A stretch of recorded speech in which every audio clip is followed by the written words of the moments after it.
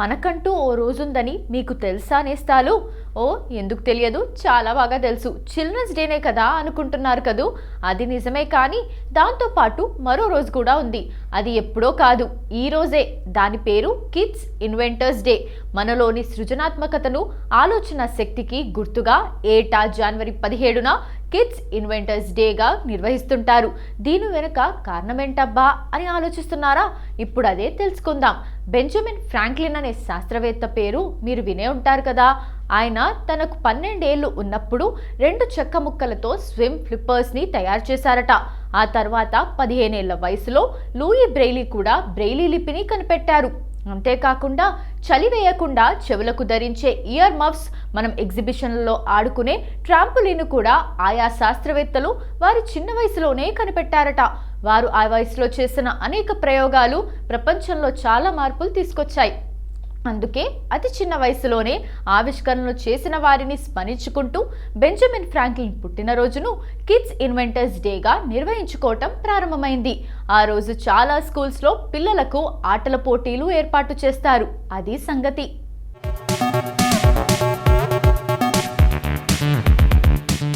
Benjamin Franklin చెప్పినట్లు రచయిత, ముద్రాపకుడు, దౌత్యవేత్త, రాజనీతిజ్ఞుడిగా Benjamin ఫ్రాంక్లిన్లో ఎన్నో ప్రతిభావంతమైన కోణాలు ఉన్నాయి.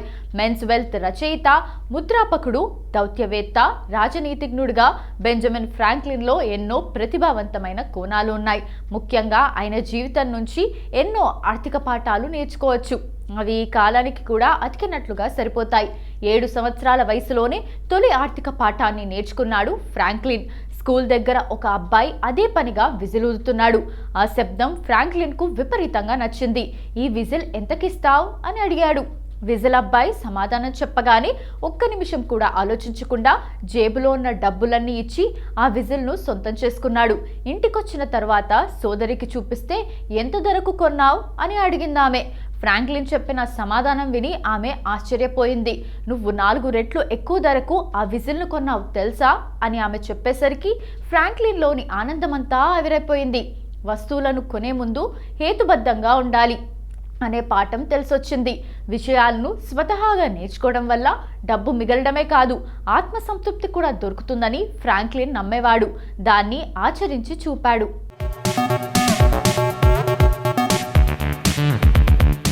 ప్రింటర్గా ఉన్నప్పుడు ఫలానా యంత్రం ఇంగ్లాండ్ నుంచి దిగుమతి చేసుకోవాలి, టైం పడుతుంది అని ఎవరైనా చెబితే అప్పటి వరకు ఎదురు చుట్టం ఎందుకు, అలాంటి యంత్రాన్ని మనమే ఎందుకు తయారు చేసుకోకూడదు అంటూ కొత్త యంత్రాలు తయారు చేయించేవాడు.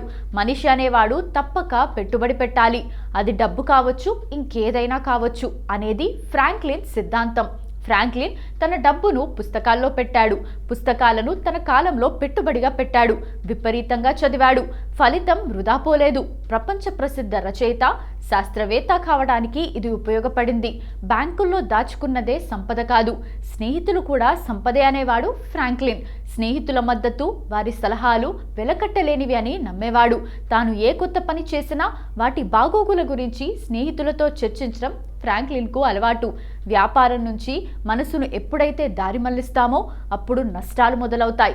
ఎంత నష్టజాతక వ్యాపారమైనా సరే ఓపిక ఉండి కష్టపడేవాడి చేతిలో లాభాలతో వెలిగిపోతుంది అని చెప్పడమే కాదు, నష్టాల్లో ఉన్న సంస్థలను లాభాల బాట పట్టించాడు ఫ్రాంక్లిన్.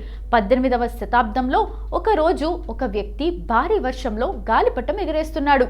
అయితే ఆ గాలిపటం ఎగరేసే దారం చివరన ఇనుపతాళం కట్టి ఉంది.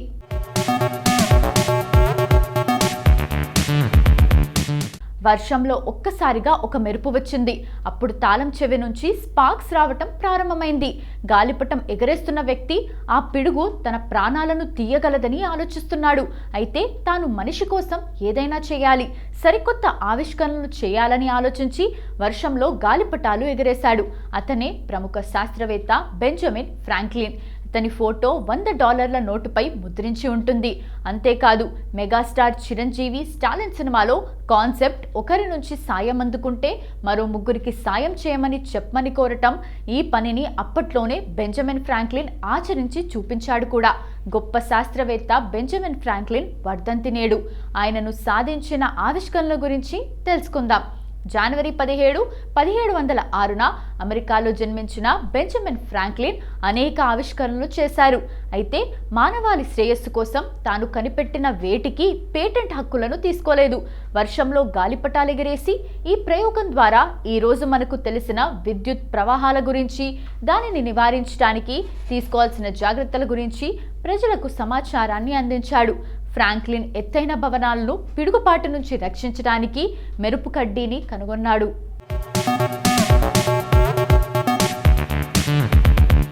స్టవ్, బైఫోకల్ గ్లాసెస్ తయారీ 1720 సంవత్సరంలో జర్మన్ రూపొందించిన 5 ప్లేట్ స్టవ్లు ఆహారాన్ని వండటానికి ఉపయోగించబడ్డాయి. అయితే అవి సైజులో చాలా పెద్దవి. బెంజమిన్ దానిని సవరించాడు. ఫ్రాంక్లిన్ స్టవ్ లేదా ఇనుప కొలిమి వంటి పొయ్యిని సృష్టించాడు. దీంతో మహిళలకు వంట చేయటం సులభతరం అయ్యింది. తర్వాత కాలక్రమంలో స్టవ్ రూపకల్పనలో అనేక మార్పులు చేర్పులు జరుగుతూనే ఉన్నాయి.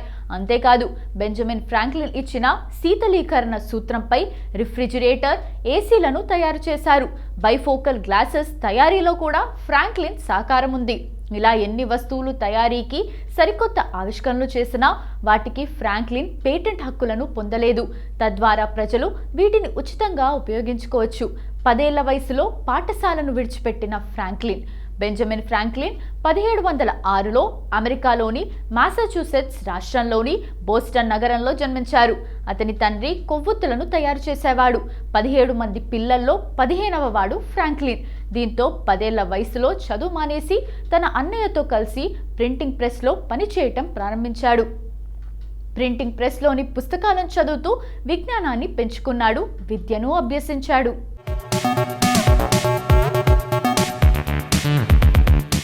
అమెరికా రాజ్యాంగాన్ని రూపొందించిన వ్యక్తుల్లో ఒకరు ఫ్రాంక్లిన్.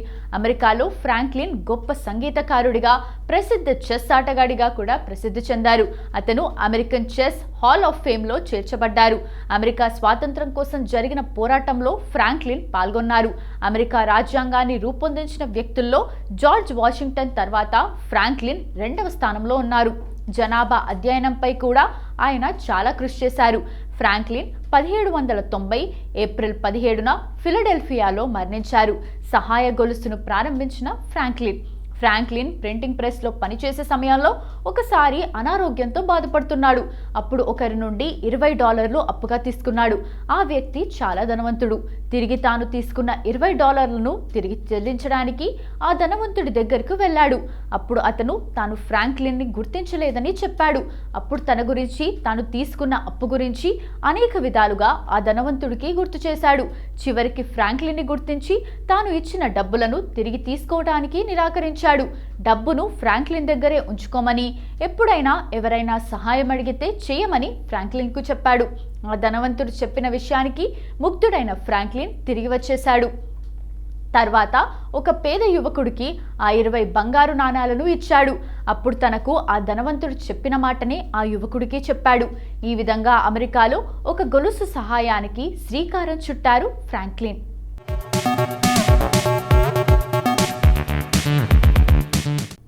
ఇప్పటి వరకు కిడ్స్ ఇన్వెంటర్స్ డే గురించి మనకు తెలియని కొన్ని ఆసక్తికరమైన నిజాలు తెలుసుకున్నాం కదా. మరి జనవరి 17వ తేదీన ఒక్కసారి చరిత్రలోకి వెళ్ళి చూస్తే ఎంతో మంది ప్రముఖుల జన్మాలు జరిగాయి. మరి ఒక్కసారి చరిత్ర పుటల్లోకి వెళ్ళి నేడు జన్మించిన ప్రముఖులు ఎవరో తెలుసుకుందాం రండి.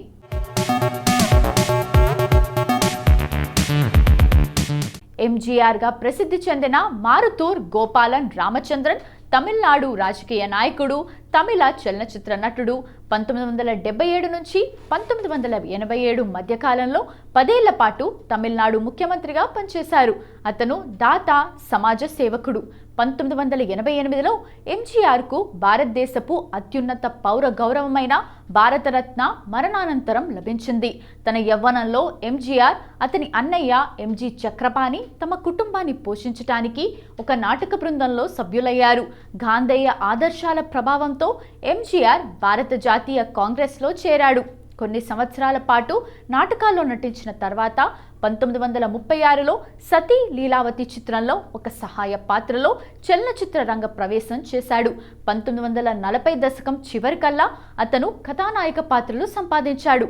తర్వాత 3 దశాబ్దాల పాటు తమిళ చిత్ర పరిశ్రమలో అగ్ర కథానాయకునిగా ఆధిపత్యం సంపాదించాడు.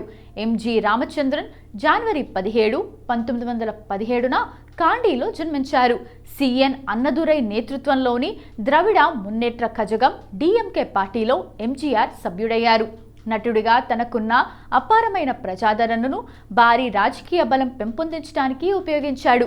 తద్వారా డిఎంకేలో తన స్థానాన్ని వేగంగా పెంచుకుంటూ పోయాడు. అన్నాదురై మరణించాక పార్టీ నాయకత్వం చేపట్టిన తన ఒకప్పటి స్నేహితుడు కరుణానిధితో ఎంజీఆర్కు రాజకీయ విరోధం ఏర్పడింది.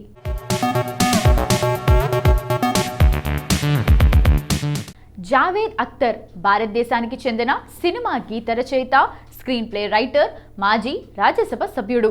ఆయన 5 జాతీయ అవార్డులు, భారత ప్రభుత్వ అత్యున్నత పురస్కారాలు, 1999లో పద్మశ్రీ, 2007లో పద్మభూషణ్ పురస్కారాలను అందుకున్నారు. జావేద్ అఖ్తర్ జీవితంపై రచయిత అరవింద్ మాండ్లోయ్ ముద్రించిన జాదూనామా పుస్తకాన్ని ఢిల్లీలో 2022 డిసెంబర్ 4న ఉర్దూ ఫేర్ జష్న్-ఏ రేఖ్తాలో ఆవిష్కరించారు.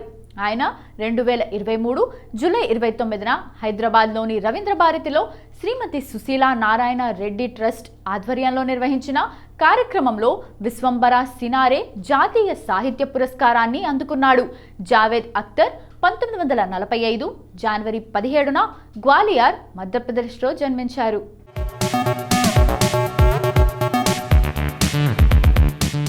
హనీ ఇరానీ ఒక భారతీయ నటి, స్క్రీన్ రైటర్. ఆమె హిందీ సినిమాల్లో పనిచేస్తుంది. ఆమె మహేష్ కౌల్ యొక్క ప్యార్ కీ ప్యాస్ వంటి చిత్రాల్లో పాత్రలతో బాలనటిగా తన వృత్తిని ప్రారంభించింది. చిరాగ్ కహాన్, రోష్నీ కహా, బాంబే కా చోర్ సినిమాల షూటింగ్ ప్రారంభమైనప్పుడు ఆమెకు బహుశా 4 నుండి 5 సంవత్సరాలు ఉండొచ్చు. హనీ ఇరానీ జనవరి 17, 1950న ముంబైలో జన్మించారు. చిరాగ్ కహా, రోష్నీ కహా, బాంబే కా చోర్ వంటి చిత్రాల్లో పాత్రలతో హనీ ఇరానీ తన బాలీవుడ్ కెరీర్ను బాలనటిగా ప్రారంభించింది. ఆమె 72కు పైగా చిత్రాల్లో నటించారు. ఆమె విడాకుల తర్వాత ఆమె తన కుటుంబాన్ని పోషించడానికి చీరలపై ఎంబ్రాయిడరీ చేయటం ప్రారంభించింది. ఆమె ఇంతకాలం చిన్న కథలు రాస్తున్నప్పటికీ ఆమె వాటిని ఎప్పుడూ పంచుకోలేదు. ఆమె ఒక టీవీ సిరీస్ కోసం యశ్ చోప్రా భార్య పామ్ చోప్రాకు అయిన ఒక కథ ఆమె ఒక టీవీ సిరీస్ కోసం యశ్ చోప్రా భార్య పామ్ చోప్రాకు కథ ఆలోచనను వివరించింది. కానీ అతను దానిని చలనచిత్రంగా అభివృద్ధి చేశాడు. యశ్ కూడా ఇంతకు ముందు ఆమెను కథా ఆలోచనను డెవలప్ చేయమని అడిగాడు. అది శ్రీదేవి నటించిన లంహే అనే స్క్రీన్ రైటర్గా ఆమె అరంగేట్రం చేసింది. ఈ చిత్రం సాధారణ విజయాన్ని సాధించింది. కానీ ఆమె చిత్రానికి ఉత్తమ కథగా ఫిల్మ్ఫేర్ అవార్డును గెలుచుకుంది.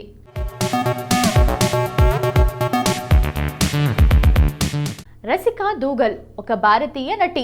అనేక భారతీయ చలనచిత్రాలు మరియు టెలివిజన్ నిర్మాణాల్లో ఆమె పాత్రలకు ప్రసిద్ధి. ఆమె అన్వర్ చిత్రంలో ఒక చిన్న పాత్రతో తెరపైకి అడుగుపెట్టింది. No smoking, Aurangzeb, Kissa, rail station విమర్శకుల ప్రశంసలు పొందిన అనేక చిత్రాల్లో నటించింది. తూ హే మేరా సండే, హమీద్ 2018లో రచయిత సాదన్ హాసన్ మాంటో జీవితం ఆధారంగా తీసిన జీవిత చరిత్రాత్మక చిత్రం మాంటోలో ఆమె కనిపించింది. అక్కడ ఆమె మాంటో భార్య సఫియా పాత్రను పోషించింది. దీనికి ఆమె తన మొదటి స్క్రీన్ అవార్డ్ ప్రతిపాదనను అందుకుంది. ఉత్తమ సహాయ నటి విభాగంలో ఆమె లూట్ కేస్, దర్బాన్ వంటి సినిమాల్లో కనిపించింది. ఈ రెండిటిలో ఆమె నటన ప్రశంసించబడింది. Amazon prime video original series మిర్జాపూర్లో ఆమె పాత్రతో 2018లో రసిక పురోగతి సాధించింది. దీనికోసం ఆమె ఒక వెబ్ సిరీస్లో ఉత్తమ నటి విభాగంలో ఇండియన్ టెలివిజన్ అకాడమీ అవార్డ్స్లో నామినేషన్ పొందింది. అప్పటి నుండి ఆమె made in heaven, Delhi crime, out of love, a suitable boy, okay computer వంటి బహుళ వెబ్ సిరీస్ల కోసం విమర్శనాత్మక అంచనాలను అందుకుంది. రసికా దూగల్ జనవరి 17, 1985న జార్ఖండ్లో జన్మించారు.